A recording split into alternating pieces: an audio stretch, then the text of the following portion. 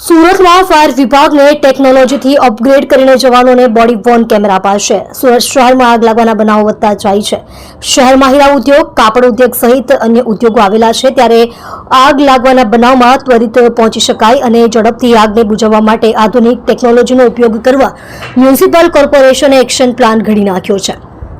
મ્યુનિસિપલના સત્તાધીશોએ fire બ્રિગેડમાં integrated fire સિસ્ટમનો અમલ કરવાનો નિર્ણય કર્યો છે, જેના કારણે કંટ્રોલ રૂમને રિયલ ટાઈમ ડેટા મળશે। આ ઉપરાંત ફાયર જવાનોને પોલીસની માફક બોડી વોર્ન કેમેરા અપાશે, જેથી ફાયર જવાન સ્થળ પર પહોંચતા જ અકસ્માત કેટલો ગંભીર છે તેની જાણકારી સીધી જ કંટ્રોલ રૂમને મળી જશે।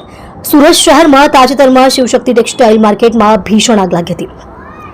આગમાં 800 જેટલી દુકાનો બળીને ખાખ થઈ ગઈ હતી અને વેપારીઓને કરોડો રૂપિયાનું નુકસાન થયું હતું। આવી ઘટનામાં ફાયર બ્રિગેડ દ્વારા ત્વરિત કેવી રીતે પહોંચી શકાય તેમજ અદ્યતન ટેકનોલોજીનો ઉપયોગ કેવી રીતે કરી શકાય તે માટે સમીક્ષા કરવામાં આવી હતી। સુરત શહેરના ફાયર વિભાગને વધુ અપડેટ કરી આગ ઉપર ઝડપથી કાબુ મેળવવા માટે શક્ય તેટલા પ્રયાસો કરવા જરૂરી છે।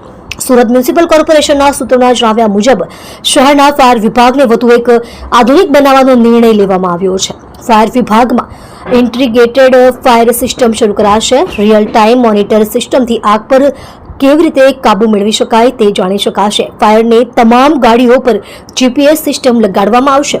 ફાયરના કંટ્રોલ રૂમમાંથી મોનિટર લગાડવામાં આવશે।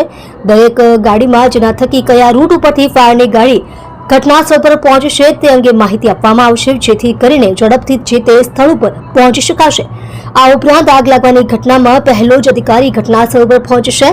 તેણે ટ્રાફિક વિભાગના પોલીસ કર્મચારીની માફક બોડી વોર્ન કેમેરો પહેર્યો હશે, જે અધિકારી ત્યાં પહોંચે સીન ઓફ ફાયર કેવું છે તે જણાવશે। અધિકારી ઘટનાસ્થળ પર પહોંચવાની સાથે જ રિયલ જે સ્થિતિ હશે તે પણ કંટ્રોલ રૂમને જાણતી જશે, જેને કારણે જે પણ ગાડીઓ અવેલેબલ હશે તે પૈકી કઈ ગાડીને ત્યાં પહોંચવા માટે જાણ કરવાની છે તે પણ કંટ્રોલ રૂમમાંથી જ નક્કી થશે। રિયલ ટાઈમની સિચ્યુએશન ખબર પડતા વધુ સારી રીતે કામગીરી કરી શકાશે। સુરત શહેરમાં 18 ફાયર સ્ટેશન અને એક ઇમરજન્સી રિસ્પોન્સ સેન્ટર કાર્યરત છે। આ ઉપરાંત શહેરમાં નવા ફાયર સ્ટેશનની દરખાસ્ત સુરત ફાયર વિભાગ પાસે હાલમાં 1500 થી વધુ અધિકારીઓ અને કર્મચારીઓનો સ્ટાફ છે, જે તે જ સમયે ફાયર ટેન્ડર, વોટર બ્રાઉઝરથી લઈને હાઇડ્રોલિક પ્લેટફોર્મ સુધીના કુલ 110 થી વધુ આધુનિક વાહનો અને સાધનો છે। હજુ પણ જરૂરિયાત મુજબ ફાયરના અદ્યતન ટેકનોલોજી સાથેના ફાયરના સાધનો ઉમેરવામાં આવશે।